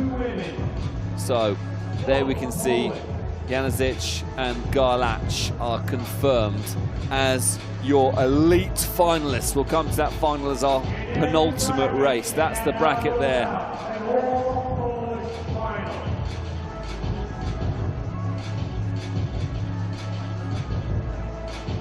Another moment of taking in a breath there, Stuart. And then it comes up with your titles, elite men. This is kind of cruel for us. We're like, right, we've just commentated on an amazing race with the top women in the world, and now you're going to give us the top men. Oh, you guys at home, you're sitting in a comfy sofa, hopefully with a nice warm drink and enjoying this absolute fantastic competition. This is pure popcorn moments watching at home, isn't it? Right. Because we've got now a real battle on our hands, and I think this is quite possibly the most, well, it's definitely the biggest challenge that Matthews, young Tommy Matthews. Yeah, I've got my tissues. I'm ready just again say. To be honest, Tommy is going to be over the moon, as you saw the tears from him, and yes, the tears from me, that he got through to the semi-finals, but he is up against the world's best. Luke Beckstrand. Will he live up to his title? Away we go. Beckstrand versus Matthews. Solid start that there from Beckstrand. Now Matthews just has to keep himself in it here. He can't afford to make a mistake into the rings. And if Beckstrand does make a mistake, Matthews will be there to pounce. Good pace now into the climbing holes. We're only 5 obstacles away from the end. Into the flying hoops. 3 to go. Giant steps. This is a masterclass once again from Luke Beckstrand. Finish wall. Another lightning fast time. It's just so consistent. Beckstrand's in the final. Yeah. Luke Beckstrand is in the final. Tommy Matthews will be absolutely pleased to be there. I was going to say that Tommy had to pull out the big guns. He had to pull out the risky moves to stay with him. He knew that, and as you could see, he was emotional just getting into the final. So take nothing away from Tommy. An absolute stellar performance, but you were up against, I say world champion, not in this event yet, but he is current OCR 100 meters world champion and record holder as well. So is there anything that Luke Beckstrand can do? He is straight through to the finals, but will he be up against his brother or this guy? Well, we talked about challenges. I mean, Kai's got his work out here. I think this could be quite a close battle. If anyone is going to stop Kai, the Beckstrand final, yeah, then it's this man right here. 100%. Samic has definitely been the best of the rest so far. Kai looks relaxed. Quite clearly, they are the top 3. So you've seen Luke Beckstrand. Here are the other 2 favourites, basically. This is really interesting, isn't it? Yeah. Who is going to be our finalists? We're going to find out. Samic versus Kai Beckstrand. We'll just call him Kai from this point onwards because it's easier to differentiate between the 2. Kai over and into the rings he goes. Over to the balance beam. Samic keeping up. Well, he's made a mistake. Has he not? No, he got away with it. Through to the climbing hole. Samic's giving us absolutely everything. Knows he has to fly through these flying hoops. Good pace from Samic, but you can see Kai has got the cut of the tie here, up the finish wall, and again we have a Beckstrand final. Kai's done it, 27.6. Samic gave it everything, possibly too much. Yeah, Samic is going to be sick. He had a chance of getting through. He knew that he had the, God, I hate to say this, but the slower in terms of times of the Beckstrands. However, yeah, see that there? Wow, that was where he just managed to keep his foot on. The official nearly went nearly went for it, but he managed to sting on. So that was a fantastic move to stay in contention. But Mr. Consistent, Mr. Kai Beckstrand, through to the final against who? His younger brother, the Beckstrand finals. It's the Luke versus Kai battle. Family watching from home. I know you're not going anywhere. Friends, those watching around the world, enjoy it, because this is the Obstacle World Championships, and that is your final. Luke Beckstrand versus Kai Beckstrand, and it promises to be an exhilarating battle. And again, I said it earlier, James got to interview those guys, and they're just the loveliest, happiest brothers. They are so pleased. They're just living their dream, aren't they? Yeah, it's like, I'm the champion, but my brother's second. Whichever one who said that, that is how they are. But right, let's move on. That is the mentality, isn't it? Right, we'll come back to the elite category soon, but we've got a champion to crown. Now,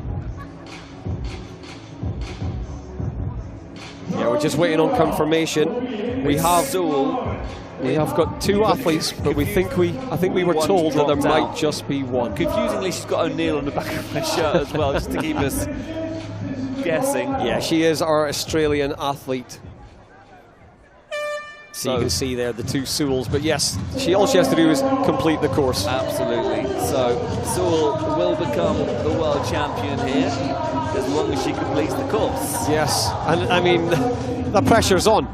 It's all you got to do is complete a course, but this is for the world champion. You can't go slow because you need the momentum and the speed to get you through, don't you? Although she is taking it easy, I think. So right? Yes, this is a great example of the safe option in your rule book. She's not going to take any risks here. What is the point of taking a risk?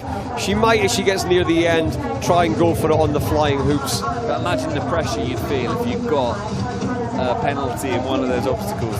You would have so much pressure because, yeah, it's a battle against yourself here. Into the flying hoop she goes. Yeah, watch. So this is going to be a safe technique. I mean, that's still risky, but she is going 1, 2. She's taken 2 touches on. Even at the end, she's not going on a straight dismount. She's going for the far end of the hoop and then getting all the way down. Into the wheels. One obstacle to go when she lands this. Cool as you like. And this is your world champion. Sewell has done it, and she hits the buzzer, relieved. 71.86 for the time. Not too important there. Congratulations to Sewell from Australia, who is the world champion in the under-19s category. Blowing a kiss there, I think that was out of relief of pressure, even though it was her honour against herself. You can see how safe he was going there. But you can see, yeah, exactly, that blow of the cheeks. Look, that was harder than she thought it was. She felt the pressure, and now I can relax because I'm world champion, Mum and Dad. Love to see it.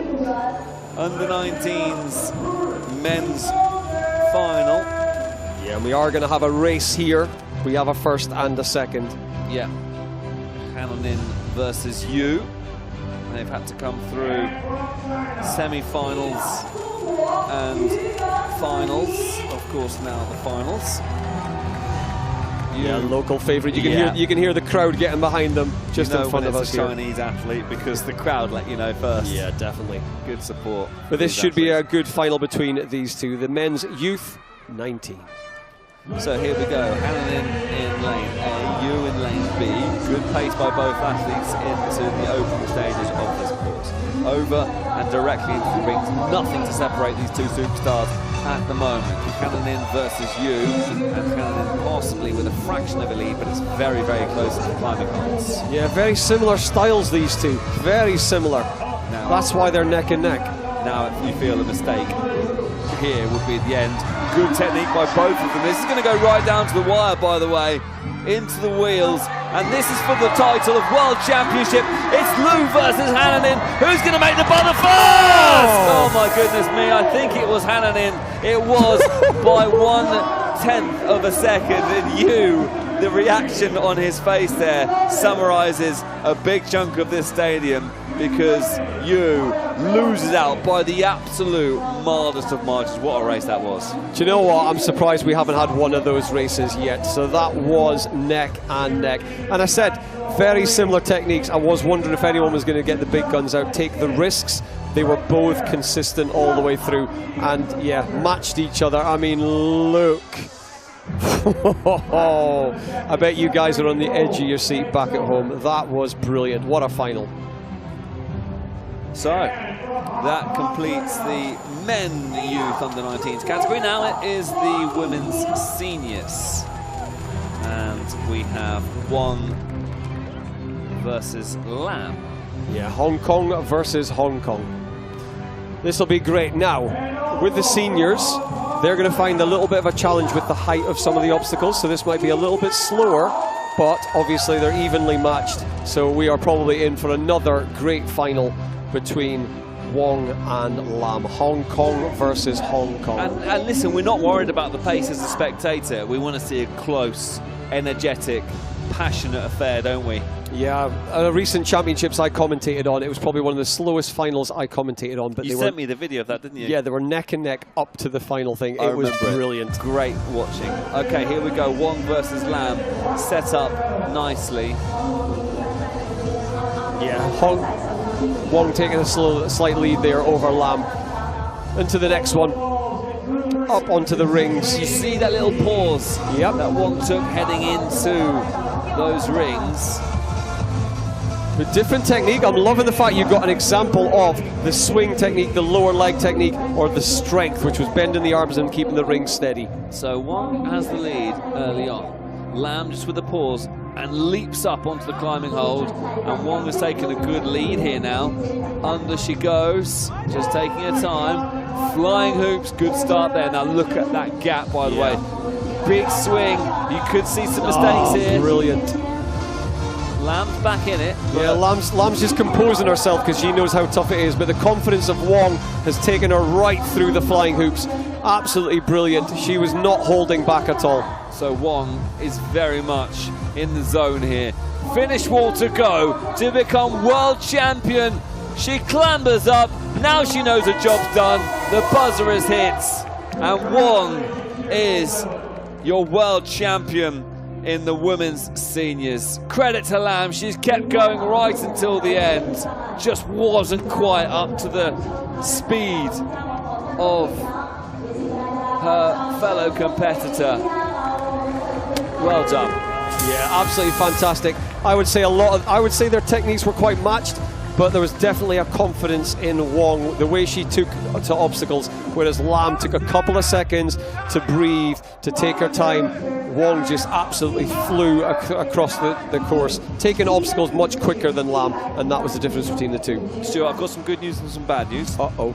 The good news is we've still got 3 fantastic finals to go. Yes. The bad news is we've only got 3 fantastic finals to go. Yeah, that is a bit disappointing. This is absolutely flown by. I cannot believe we're on our 14th final. You don't get a second to breathe watching this. Imagine how difficult it must be competing.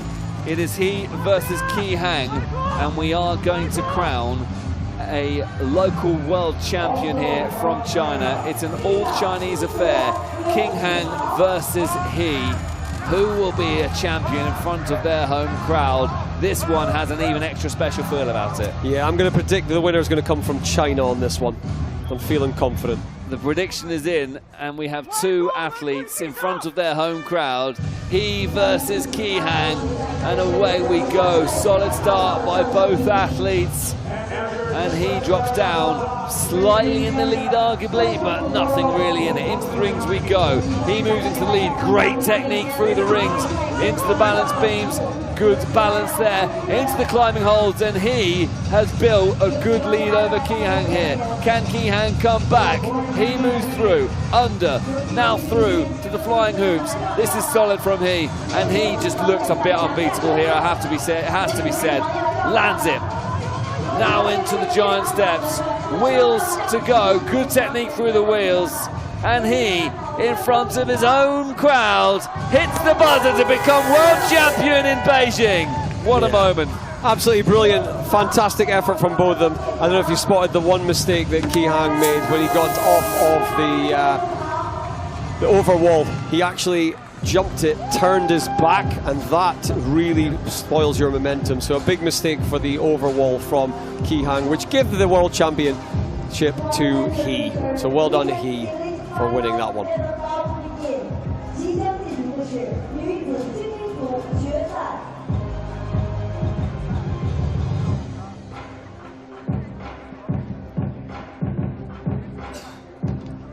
So just a moment to compose ourselves here in the commentary box, because up next is the absolute pinnacle of this sport. These women about to come up on your screen in a moment's time have absolutely battled each other through this competition, and now is the time to crown the elite women's champions. Kasia Jonazic versus Anya Garlach for eternal status within this sport. Yeah. Elite world champion, it doesn't come any better than that. No, it doesn't, and that title that you've just said has been bestowed upon Kasia quite a few times. So we are looking at a very, very experienced athlete in Kasia. However, I'm sure Anna Garlach here, also from Poland, has been watching every move from Kasia, studying her training. It is basically junior versus master in terms of experience, and I think this will be a great final. However, I'm still going to go with my favourite. Here we go then. It is Jonazic versus Garlach for the elite women's title. Good start there from Jonazic on the inside lane, but very little separates these two in the elite women's final. A slight advantage now for Jonazic, who moves into the climbing holds, but Garlach refuses to go away. Jonazic under, through into the flying hoops. Garlach is coming back strong here. Will Garlach take the lead coming out of the flying hoops? It's still very, very close. Jonazic through to the wheels, and it looks like she's going to become the world champion once again up the finish wall. Buzzer in sight, and it is Kasia Jonazic who becomes the world champion in style. Anya Garlach settles for silver, but Kasia Jonazic has done it. She's done it as predicted, as expected. However, anything can happen in this sport. There was two moves that she did in the rings and the flying hoops that got her that gold medal. The dismount, when she was on the ring, she didn't get to the final one, and she did a little movement with her lower body, flicked her onto the down platform. You can see it right there on your camera. That is one move on the rings. She did it also on the flying hoops. You'll see that in a second. Two little moves that Anya Garlach doesn't have in her locker. And as you can see, Kasia Jonazic is our world champion in the female elite 100-meter event. Congratulations, Kasia, and also huge congratulations for making it to the final, and a very worthy second place to Anya Garlach, also from Poland. All Polish final, and it has to be said, Kasia Jonazic has had a great couple of days, hasn't she? She is absolutely fantastic over the 2 days. Of course, having a very good time in the 400 meters as well. Yeah, she was second yesterday in an event that was quite new to her. Smiled all the way around, and as I said earlier about the Beckstrands being lovely, you interviewed the Kasia yesterday. She is amazing. Look at Luke, hands in pockets. I mean, look at the shorts. It's like he's the most chilled guy here. I mean, this arguably is obstacles' biggest ever stage here in Beijing. The World Championships has elevated to an even higher level, and it is being just demonstrated in the best possible way by these two brothers, Luke Beckstrand and, of course, Kai Beckstrand. They are the finalists. I've got the biggest smile on my face, because this is, with all due respect to the other athletes, this is kind of what we wanted, to see these guys battle. They are absolutely lovely brothers. This is just the best final. I'm sorry to all the other competitors, but let's have Beckstrand versus Beckstrand. Luke on the farthest of the two lanes. Kai closer to the camera. Blink and you miss it, folks. This is our final battle. It's Luke versus Kai. Luke was victorious yesterday. Kai with perhaps a point to prove.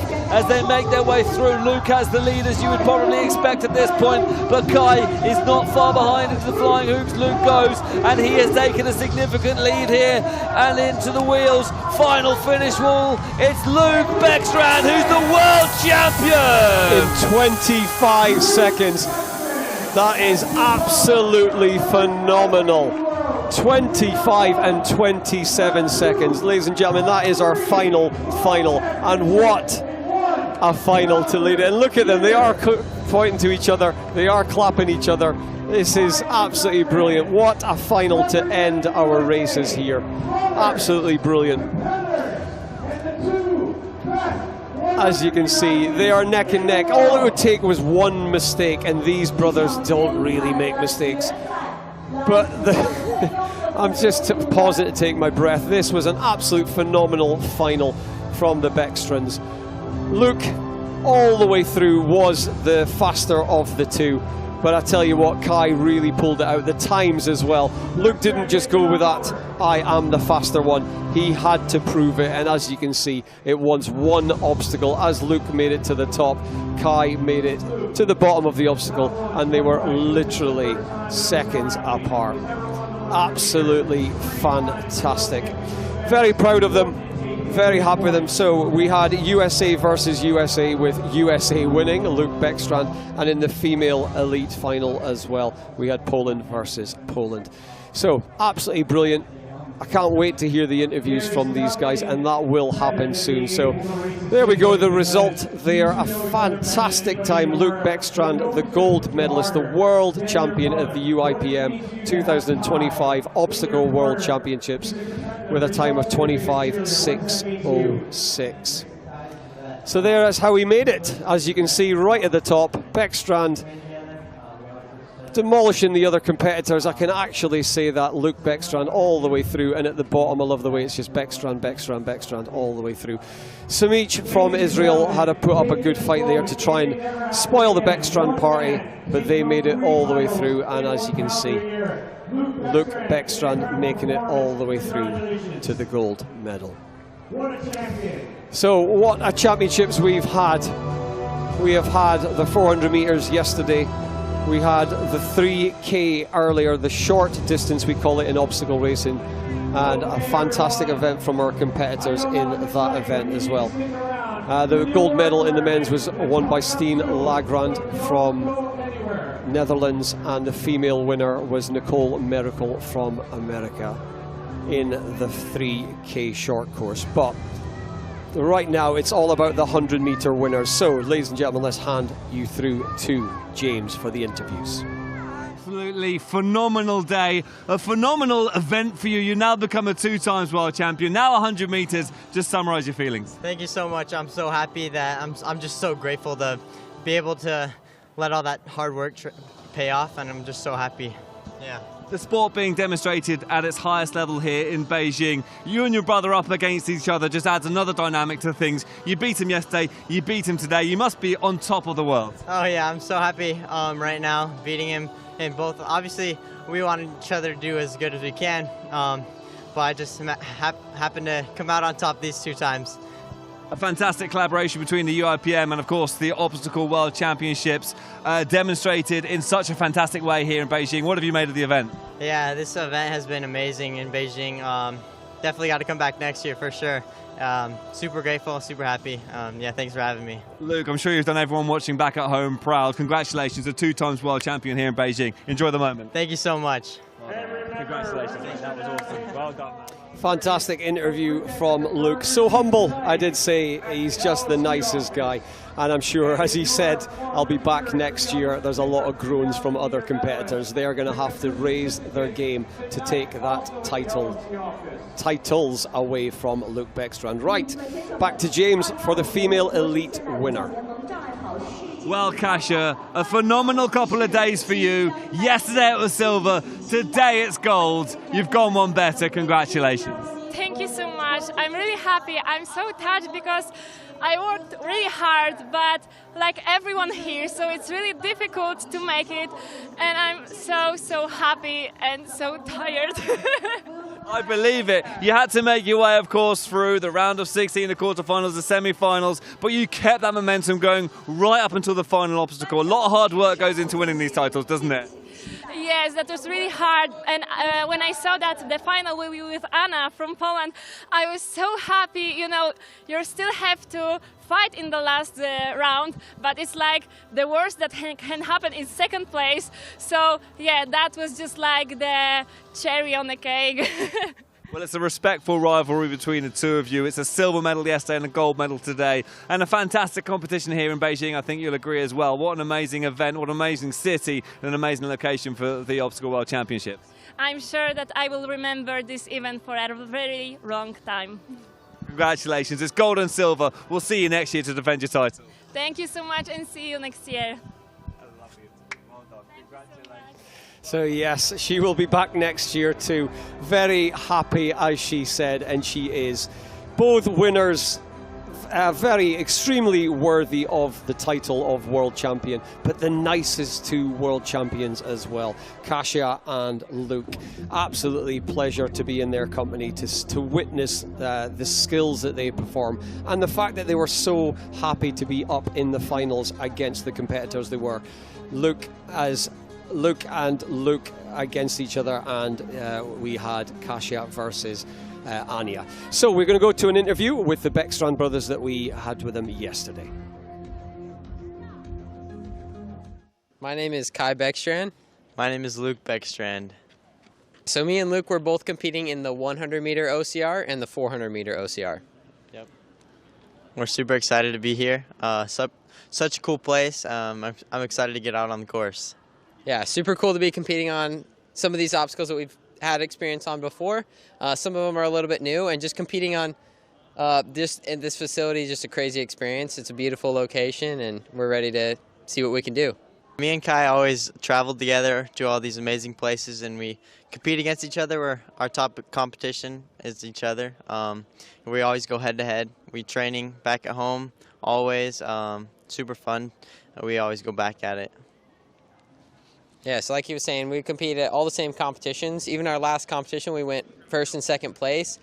Little bro taking a little bit of an edge on me, so hopefully we can go 1 and 2 at this competition again, and we'll see who takes first, who takes second. Oh, yeah. It was just like we scripted it, wasn't it? Beckstrand versus Beckstrand. We egged it up there, we got it in there, and I just wondered if they're that competitive at home with things like Mario Kart or racing. So we're going to go the women's winner interview we had yesterday with Kasia Jonazik. We're going to hear from her again. I came from Poland. I'm going on 100 meter and 400 as well. So I'm really excited because usually I do only 100 meters. And for me, 400 is really long distance, what not many athletes would say. So I can't wait to try that. Being here in Beijing on Olympic stadiums is making many athletes' dreams come true, and we are so exciting to be here. When we were kids, we watched the Olympics on TV, so it's really a special moment.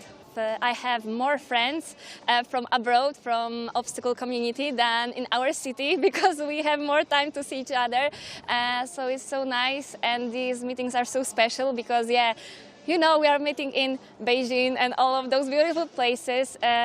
So it's so nice to have all those adventures and memories together. So there we go, our world champion from today, and as James said earlier, second place in the 400 meters. So not a bad weekend here in Beijing for Kasia. Absolutely lovely competitor, as you've just interviewed her. James, what do you think? My feelings of the athletes within this sport is the joy of what they do, the humbleness, the likability. They're superstars, they're incredible athletes, but they're incredible people as well, and that shines through. It's amazing to see people who love what they're doing, which all athletes usually do, but they're so smiley, they're so happy. The energy is infectious, it draws you in, and it's very likeable. Yeah, 100%. And I think as well, all athletes, all OCR athletes are very, very happy. The fact that we've managed to be integrated in with the UIPM, and this is our sport that I've been involved with for many, many years, that has come to this level. The level of this sport, the people back at home will agree that the way it was put onto our screens, we're just moving the sport to another level, and with the competitors we've got, the humbleness, the likability, and the skills that they have got, this is a fantastic time for OCR and hopefully going forward for UIPM as well. Yeah, a really great collaboration.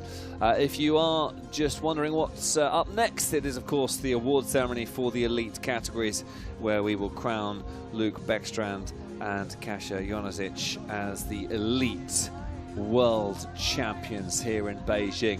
We had a little bit of an explore of the city earlier, and I have to say I've fallen in love with Beijing for what we've seen of it over the last sort of 5 or 6 days that we've been here. An amazing city. There's something special. There's soul in this city. There is something special. I set my alarm this morning and got to the Great Wall You've of had a China. busy day, yeah. I'm leaving tomorrow, so I had to get it in. And I tell you what, it was just surreal.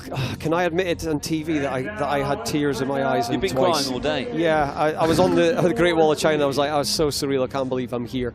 And we visited the Lama Temple today as well. Yes, we did. We had some fun there, and yeah, you can't help but fall in love with this city. And what I will say is, for those of you watching back at home, it may feel like, depending where, of course, in the world you are tuning from, that it's a long flight to Beijing. It is worth the effort, because it's a stunning city and an amazing host city for sporting events, because, of course, this is the location for the 2008 Beijing Olympics, the 2022 Winter Olympics, of course, Summer and Winter Olympics hosted in this city, which is quite unique, by the way. Yeah, I did like that. We had a conversation about that yesterday, having the Summer and Winter Olympics in the same city.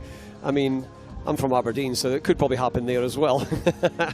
But yeah, absolutely amazing. It is a lovely place.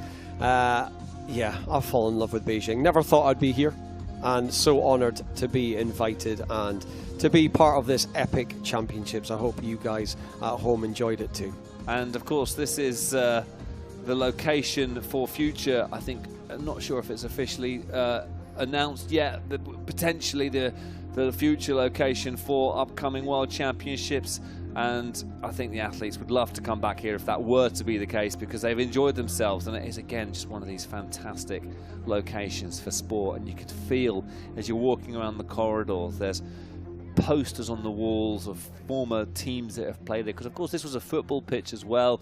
There's been big occasions, and that history, it echoes in the walls, doesn't it? When everyone's left at the end of the day, there's a sort of a loud silence where you know something special's happened in this building. Yeah, definitely. I believe this was the site of the 2008. This is where they held the modern pentathlon, in this stadium as well. So we're bringing it back, all the way back into the pentathlon circle, as we say. Well, of course, modern pentathlon has changed with the inclusion now of obstacle as the 5th discipline, replacing riding, and it's been an exciting change, warmly welcomed into the sport. It's been a new challenge for the athletes in pentathlon. We've seen a couple of the pentathletes out here at the Obstacle World Championships. Do we see a bit of vice versa? Will we see a few of the obstacle athletes competing in pentathlon? Yeah, I can definitely say hand on heart, Tommy Matthews is giving it a go, the man who made me cry. That's official now. Yeah, he's given it a shot. He admitted himself he's not the best swimmer, but he was willing to give it a go. He's come from Ninja, got involved, Ninja Warrior that is, got involved in the 100 metres,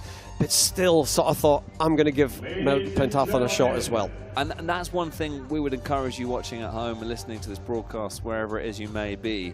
If this is something that has caught your eye, you can become a fan of the sport, but also get involved as well.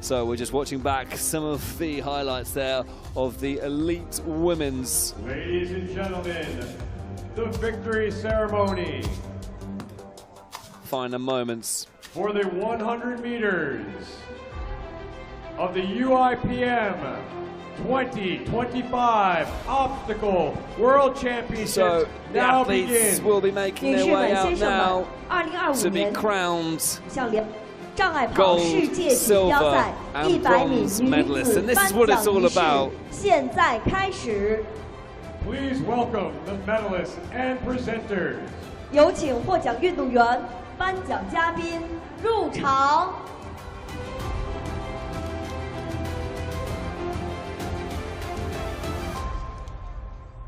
There are our top three. We've got Mila Stanzani from Great Britain in third place, and as we saw, the battle of Poland, if I can say that, in the World medal Championship will be final. presented by 为获奖运动员颁发奖牌的是 Rob Kasia Stoll, Jonasic, very President of the UIPM. Complimentary 国际现代五项联 about 盟 her teammate in the Accompanied post-match by interview. 陪同颁奖的是张斌 ，Executive Director of the Organizing Committee, President, Chinese Modern Pentathlon Association, Deputy Director of the National Olympic Sports Center, 障碍跑世界锦标赛组织委员会执行主任，中国现代五项运动协会主席，国家奥林匹克体育中心副主任， bronze medalist. So the 获得铜 in-venue 牌的是 announcer doing a great Mila job of Stanzani of introducing Great Britain. the Yang UIPM Guo. president and all of our dignitaries. Stanzani from Great Britain, bronze medalist, and she's delighted. Yeah, I'm delighted for her too. Mila Stanzani, one of our top UK Ninja Warrior competitors. She cannot hide that smile. I spoke to her at lunch and she was well up for it, and I would love to have said, but do you think you'll get a podium? I don't know what her answer would be, but right now she is on top of the world in third place. It really does change lives, doesn't it? And Mila Stanzani picks up the bronze medal and a cool $1,000 to go in her back pocket, which I'm sure she's going to love as well. There's lots of other gifts as well, by the way. They're giving a mobile phone. Yes, we saw that We earlier. saw that earlier, from the didn't we? 3K winner, Stein Lagrand.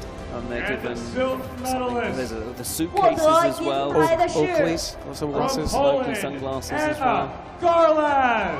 波兰。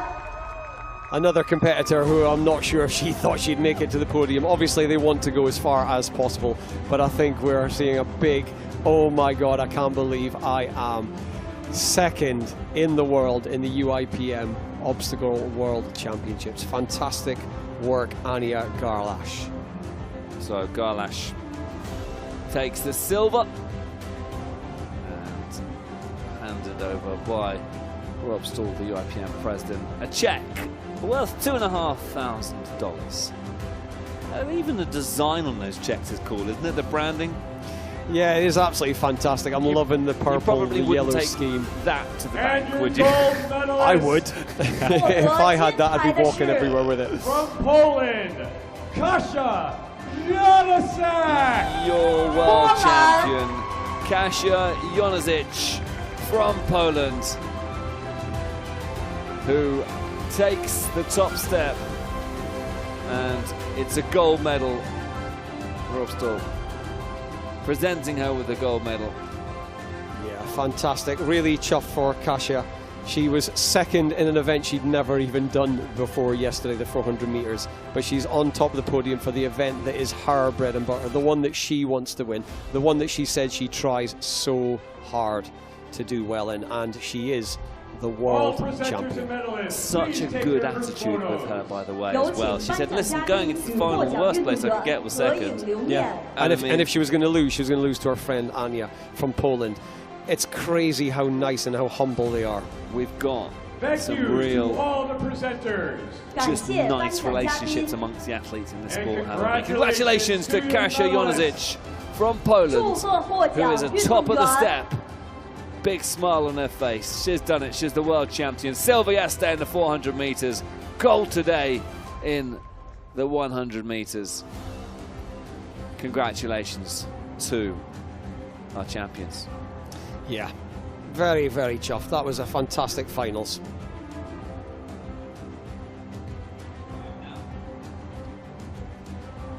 So that concludes the elite women and their ceremony. We now remind ourselves of what the elite men achieved as we build up to the start of their ceremony.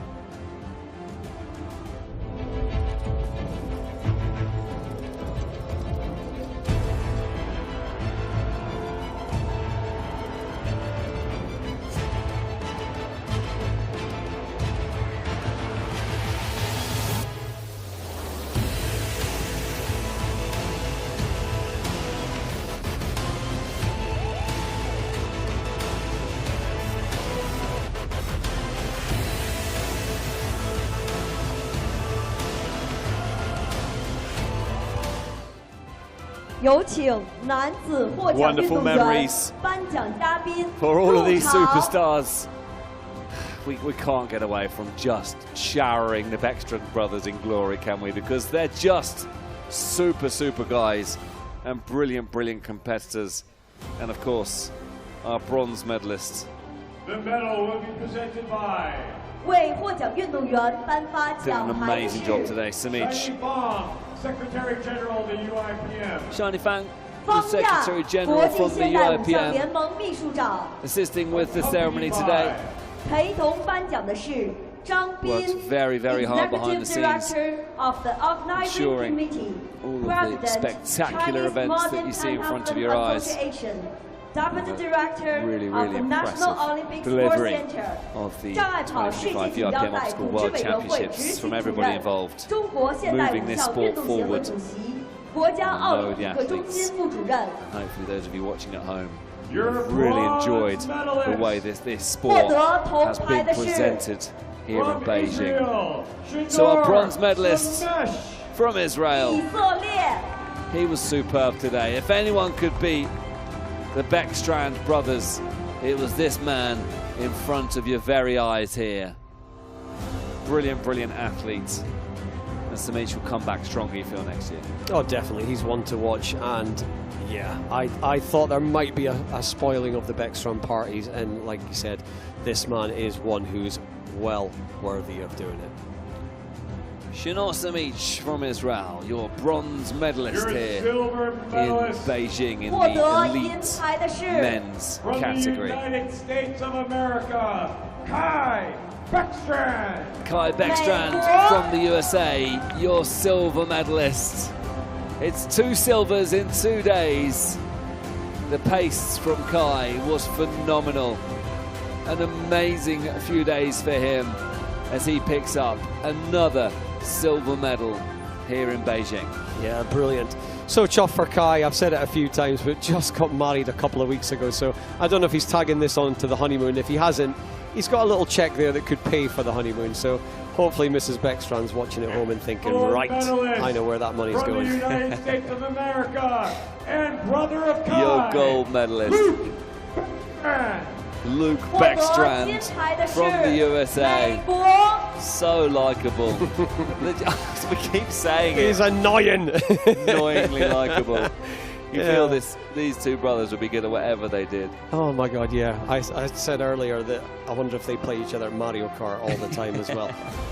But yeah, absolutely fantastic. And you see him go up in the steps and he just gives the cutest smile and a lovely little wave.